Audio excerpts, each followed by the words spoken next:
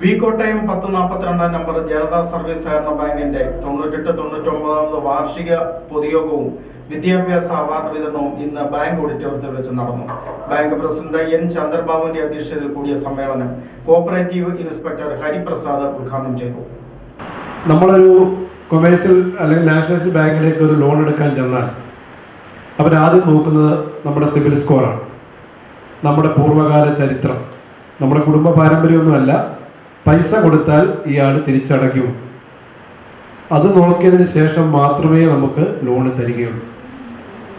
പക്ഷെ ഇവിടെയാണ് സഹകരണ പ്രസ്ഥാനത്തെ ഈ ബാങ്ക് മറ്റു ബാങ്കുകളിൽ നിന്ന് വ്യത്യസ്തമാക്കുന്നത്. ഇപ്പം ബഹുമാനപ്പെട്ട പ്രസിഡന്റിന്റെ വീടിന് തൊട്ടടുത്തുള്ള ഒരാൾ ആ വ്യക്തിയുടെ മകളുടെ വിവാഹത്തിനോ മക്കളെ പഠിപ്പിക്കുന്നതിനോ ഒരു ലോൺ ആവശ്യപ്പെടുമ്പോൾ സ്വാഭാവികമായിട്ട് അദ്ദേഹത്തിൻ്റെ വീട്ടിൽ നിന്ന് റീപേയ്മെൻറ്റ് കപ്പാസിറ്റി ഉണ്ടോയെന്നോ സിബിൽ സ്കോർ നോക്കിയൊന്നും അല്ല ലോൺ കൊടുത്തിട്ടുള്ളത്. പണ്ടും ഇപ്പോഴും അങ്ങനെയല്ല. കാരണം അദ്ദേഹം രാവിലെ വൈകിട്ടോ പുറത്തോട്ടിറങ്ങുമ്പോൾ കാണുന്നത് അവരുടെ മുഖമാണ്. അപ്പോൾ കൃത്യമായിട്ട് അവരുടെ ആവശ്യം മനസ്സിലാക്കി ലോൺ കൊടുത്തിട്ടുണ്ട്. പണ്ടും അങ്ങനെയാണ് കൊടുത്തത്. പക്ഷെ സഹകരണ മേഖലയ്ക്ക് ഏറ്റവും വലിയ തിരിച്ചടി ഉണ്ടായത് കഴിഞ്ഞ കാലങ്ങളിൽ 3 പ്രധാന സംഭവങ്ങളാണ്. ഒന്ന്, 2016 നവംബർ 8 രാത്രി 8 മണിക്ക് നമ്മുടെ ബഹുമാനായ പ്രധാനമന്ത്രി പ്രഖ്യാപനം നടത്തി നോട്ട് നിരോധനം. 2, 2018 പ്രളയം. 3, 2019 കോവിഡ്.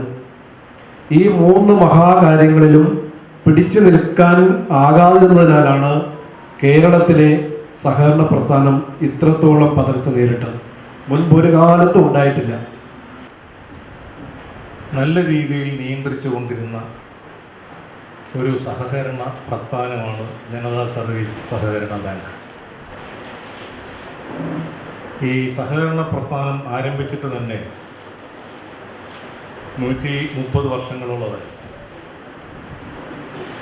ഇംഗ്ലണ്ടിലാണ് ആദ്യമായിട്ട് സഹകരണ പ്രസ്ഥാനം ആരംഭിക്കുന്നത്. ഈ സഹകരണ പ്രസ്ഥാനത്തിന് മുമ്പ് തന്നെ നമ്മൾ സാധനങ്ങൾ അങ്ങോട്ട് കൊടുക്കുകയും വാങ്ങുകയും പണ കൈമാറ്റമൊക്കെ ചെയ്തുകൊണ്ടിരുന്ന ഒരു സമ്പ്രദായം ഉണ്ടായിരുന്നു. അതിന് ബാർട്ടർ എക്കണോമി അല്ലെ ബാർട്ടർ സിസ്റ്റം എന്നാണ് പറഞ്ഞുകൊണ്ടിരുന്നത്. കാലം മാറിയതനുസരിച്ച് രീതികൾ മാറി, ജീവിതചര്യകൾ മാറി, ആചാരങ്ങൾ മാറി, സംസ്കൃതി മാറി, അങ്ങനെ ഓരോന്ന് മാറി മാറി വന്നപ്പോൾ പണത്തിൻ്റെ വിനിമയവും പണത്തിൻ്റെ ഉപയോഗവും അങ്ങനെയുള്ള കാര്യങ്ങളിലും മാറ്റം വന്നു. അപ്പോൾ പൈസ കയ്യിൽ ഇരിക്കുന്നവരും പൈസയ്ക്ക് തൽക്കാലം ആവശ്യമില്ലാത്തവരും പൈസയ്ക്ക് ആവശ്യമുള്ളവരും അത്യാവശ്യമുള്ളവരും ഒക്കെ ആയിട്ട് നമ്മുടെ ചെറിയ ചെറിയ സമൂഹങ്ങളായിട്ടാണ് നമ്മുടെ നാട്ടിൽ നമ്മൾ ജീവിച്ചുകൊണ്ടിരുന്നത്. അപ്പോൾ അങ്ങനെയുള്ളവരെ, പൈസയുള്ളവരെയും ഇല്ലാത്തവരെയും പൈസയ്ക്ക് ആവശ്യമുള്ളവരെയും അത്യാവശ്യമുള്ളവരെയും എല്ലാം ചെറിയ ചെറിയ തുകകൾ, അന്നത്തെ കാലത്ത് ചെറിയ നാണയങ്ങളാണ്, ഈ ഓരോരുത്തരുടെ കയ്യിൽ കിട്ടാവുന്ന വാങ്ങിച്ച് സ്വരൂപിച്ച് കൂട്ടി ഒരു പ്രത്യേക സ്ഥലത്ത് കൂടി എന്നിട്ട് ആ പണം ആവശ്യമുള്ളവർക്ക് ഒരു നിശ്ചിത പലിശ കണക്കാക്കി കൊടുത്തുകൊണ്ടാണ് സഹകരണ പ്രസ്ഥാനം ആരംഭിക്കുന്നത്. നമ്മുടെ നാട്ടിലെ നാഷണലൈസ്ഡ് ബാങ്കുകൾ വരുന്നതിന് മുമ്പായിട്ട് സാധാരണ ജനങ്ങളെ സഹായിക്കുന്നതിന് വേണ്ടി നാട്ടിലുള്ള ചെറിയ ചെറിയ നമ്മുടെ ആവശ്യങ്ങൾ സാധിക്കുന്നതിനും മറ്റുമായി രൂപീകരിച്ച ഒരു സംഘമാണ് നമ്മുടെ ജനതാ സർവീസ് സഹകരണ ബാങ്ക്. ഏതാണ്ട് 100 വർഷം പ്രായമുണ്ട് ഈ സൊസൈറ്റിക്ക്. ഇവിടുത്തെ പല അംഗങ്ങളും ജീവിച്ചിരിക്കില്ല. ഈ നാടിൻ്റെ ഒരു സ്പന്ദനമായിരുന്നു നമ്മുടെ ഈ ജനതാ സർവീസ് സഹകരണ ബാങ്ക്. എല്ലാവരുടെയും എന്ത് ആവശ്യങ്ങൾക്കും